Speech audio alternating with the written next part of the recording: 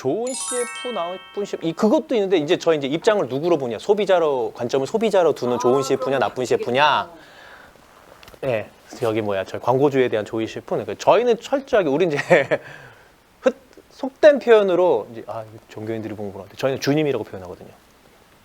광고 주님 줄여서 주님 저희한테 일용할 양식을 주시는 분들 그러니까 그분들의 성향을 맞추는 게 기본 또 하나 그러기 위해서는 기본이지만 그러기 위해서는 현재 트렌드를 방영 그래서 광고는 되게 재밌는 게 뭐냐면은 연도수별로 광고를 보시면 그 시대의 사회상이 싹 드러나요. 정말 발빠른 트렌드를 하거든요. 그래서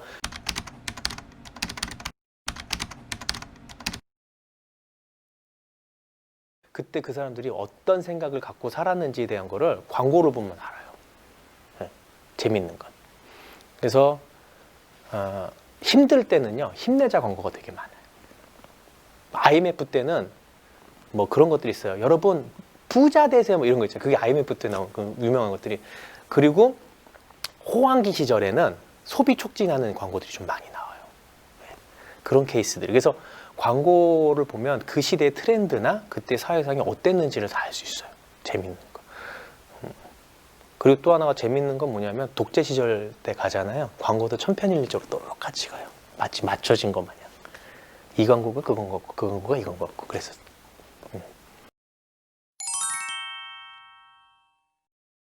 그분도 저희한테 주님이죠. 공익 광고도요. 그 협회에서 한데 무료 봉사를 하지는 않아요. 다시 한번 말씀드리면 광고는 철저하게 자본주의 사상에 의해서 움직입니다. 예. 그렇잖아요. 대한민국은 자본주의 사회잖아요. 그렇죠? 네. 그렇기 때문에 돈을 받은 만큼 움직이는 거예요. 근데 이제 대신 공익 광고는 기업만큼 돈을 많이 주진 않아요. 돈을 많이 주지 않기 때문에 재미있는 거 대신 이제 표현의 자율성은 보장을 해요.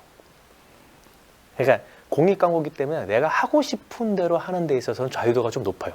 왜냐하면 제품은 잘못 표기되거나 오기되거나 하면은 제품에 큰 영향을 미칠 수 있잖아요. 근데 공익 광고는 계몽을 하기 위한 거잖아요. 그러니까 어떤 방식으로도 사람들한테 인식을 주면 되기 때문에 표현이 조금 더 다른 거에 비해서 좀 자유로울 수가 있어서 공익 광고를 선호하는 감독들도 좀 있긴 있어요. 근데 어차피 걔도 자본주의 방식에서 돈을 받는데 조금 받는다. 재밌는 건 이제 광고들이 다 그렇긴 하겠지만 공익 광고 같은 경우는 대부분이 전부 다 이제 수임을 주는 게 아니고 경쟁을 붙여서 따야 돼요. 경쟁을 붙여서 따야 되니까 일종의 자존심 싸움도 있어요. 그러니까 공익 광고 됐다는 건 이 프로덕션이 아이디어가 좋다, 크리에이티브하구나 라는 거거든요. 실질적으로 우리나라에서 공익 광고들이 대부분 크리에이티브한 것들이 많이 나오니까. 또 하나가 대박 터졌죠. 요번에 그 서울시 그 대한민국 홍보 영상물 유튜브. 그것도 일종의 공익 광고거든요. 공익 광고잖아요. 그것도 일종의. 이제 그런 것도 이제 그걸 만약에 이날치에 뭐 범 내려온다를 깔고선 저희가 뭔가 광고를 해보겠어요. 만약에 광고주가 그랬으면 뭔 미친 소리야라고 했겠죠. 근데 그게 떴으니까 지금 뭐 범 내려온다라고 해서 뭐 광고도 나오고 하는데 공익 광고니까 그 광고가 가능했던 거예요. 그런 크리에이티브에 대한 자유도를 주기 때문에 가능했던 거고 만약에 상업 광고를 그렇게 했다고 만약에 했었으면 그걸 용납할 광고주가 대한민국에 많이 있을까? 라는 생각이 들긴 하는데 그래서 재밌는 건 뭐냐면 세계적으로 되게 유명한 광고에 칸 광고제가 있어요. 칸 영화제 있잖아요. 그 프랑스의 칸느에서 칸 광고제라는 걸 또 해요. 세계 광고 거기서 대상을 받으면 인정받는 거예요. 근데 거의 매년 상을 휩쓰는 나라가 있는데 태국이에요. 유튜브 짤방을 되게 많이 보시죠. 되게 웃기잖아요. 왜냐하면 태국은 광고주가 개입을 하지 않는데요. 광고주의 입김이 들어가지 않아서 만들고 싶은 대로 만들게 한대요. 그러다 보니까 표현의 자유도가 굉장히 높아요. 그래서 가급적 개입이 없을 때. 그래서 되게 유명한 일화가 뭐냐면 삼성에서 얼마 전에 돌아가셨죠. 이건희 회장이 디자인 혁명이라는 걸 키치플레이를 내걸고 과장 이상은 디자인에 손대지 말라고 했대요. 그만큼 혁신을 가져와야 되기 때문에 그래서 광고 쪽은 광고주의 개입이 적으면 적을수록 크리에이티브한 게 나오는 게 맞는 것 같아요. 장르 분류는 모든 영상물엔 장르가 다 존재를 하죠. 뭐 광고도 코믹 광고냐, 내지는 뭐 이렇게 뷰티 광고냐.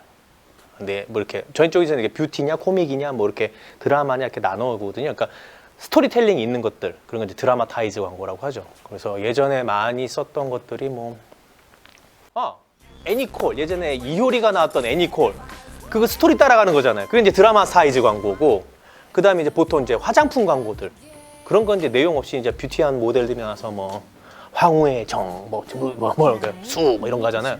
이제 그런 이제 뷰티 광고들. 그 다음에 이제 제품 광고라고 따로 해서 장르가 제품 광고 아무것도 안 나오고 제품만 나오는 제품만 갖고서 뭔가 하는 거죠. 보통 대부분이 이제 뭐 과자 광고 같은 것들 보면 이렇게 과자 나오는 그런 것들. 그 다음에 이제 코믹 광고들은 말 그대로 진짜 장르 자체가 코믹인 것들.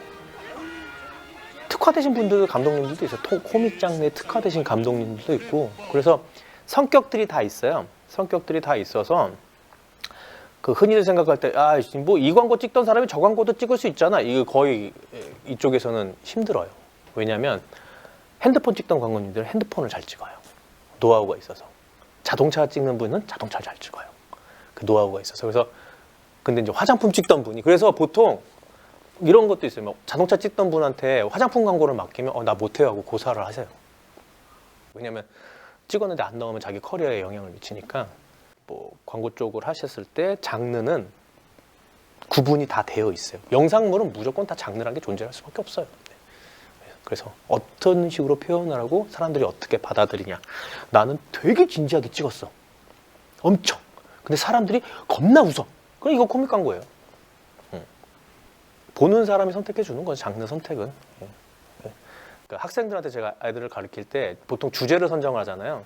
주제를 선정하고 작가 의도로 선정을 먼저 하고 나서 작품을 만드는데 제가 항상 하는 얘기가 그게 늘 선행될 필요는 없다.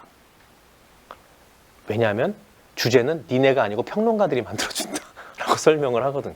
그래서 그런 것처럼 장르를 이렇게 딱 정해놓고 가는 케이스도 있는데 후발대로 사람들이 이렇게 정하는 케이스도 있긴 해서 장르는 존재를 합니다. 광고도 장르에 당연히 장르는 존재합니다. 그리고 그 장르에 맞는 감독들도 틀림없이 존재를 하고요. 네.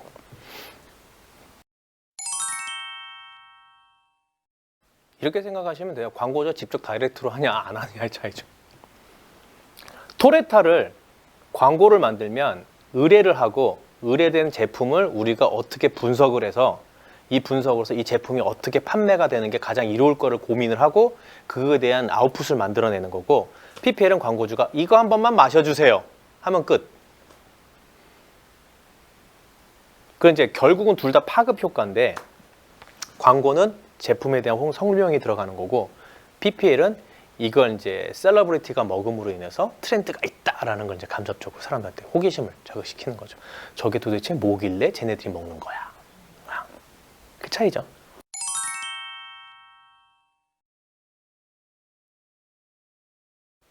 제가 이 길을 걷게 된 게 초등학교 4학년 때였었어요. 그러니까 마음을 먹게 된 게 이장호 감독님이란 분이 계셨었어요.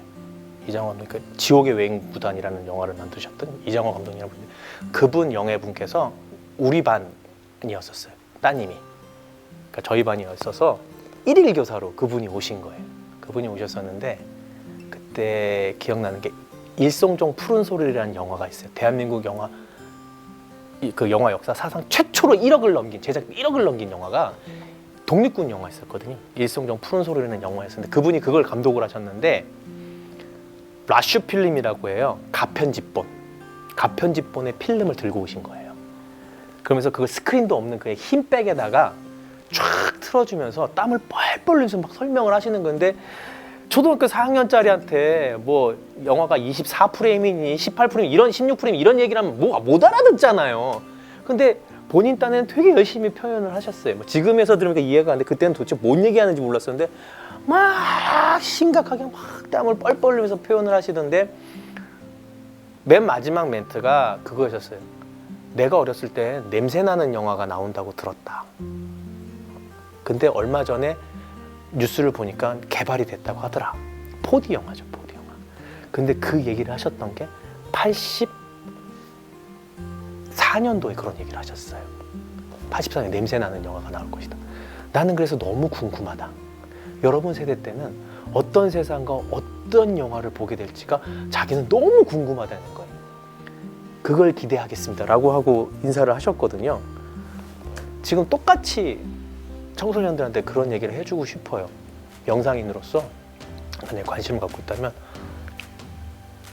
저 때는 이미 냄새나는 영화를 이제 맛보기 시작했어요. 그리고 저희 때는 아까도 얘기했었는지 모르겠지만 영상을 찍는 건 특별한 사람들만 찍을 수 있었어요. 선택받은 존재들만. 이 계통에 있는 선택받은 인간들만 영상을 찍을 수 있었어요. 근데 지금은 스마트폰 하나로 모든 게 다 해결되는, 심지어는 제 딸도 편집을 하더라고요. 스마트폰으로 영상을 찍고. 그러니까 저는 이제 살짝 두려운 거예요. 내가 이런 애들하고 경쟁을 해야 돼? 라는 거죠. 더 나아가서는 근데 이게 그냥 우리 세대 때 죄송합니다. 우리 세대 때 만들었던 사람들이 그냥 넋을 놓고 있었으면 과연 이런 것들이 등장을 할 수 있었을까? 영상 하시는 이제 앞으로의 세대들은 우리한테 더 많은 것들을 보여줄 거라고 생각을 해요. 그래서 저도 되게 기대가 커요. 앞으로 더 이상 어떤 것이 나올까가. 그래서 저는 제일 두려운 게 일찍 죽을까 봐 두려워요.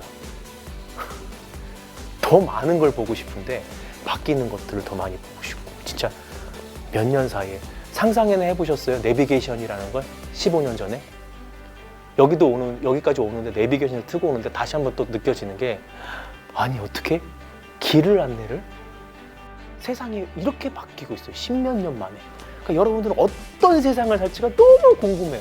근데 그걸 여러분들이 만들어 주셔야 된다는 거지. 내가 만드는 게 아니고 여러분들이. 그래서 저는 바톤을 여러분들이 넘겨드린 거지. 그래서 여러분들한테 마지막으로 드린 거는 부탁을 드리고 싶은 거지. 더 많은 세상을 더 아름답고 이쁘게 만들어 달라는.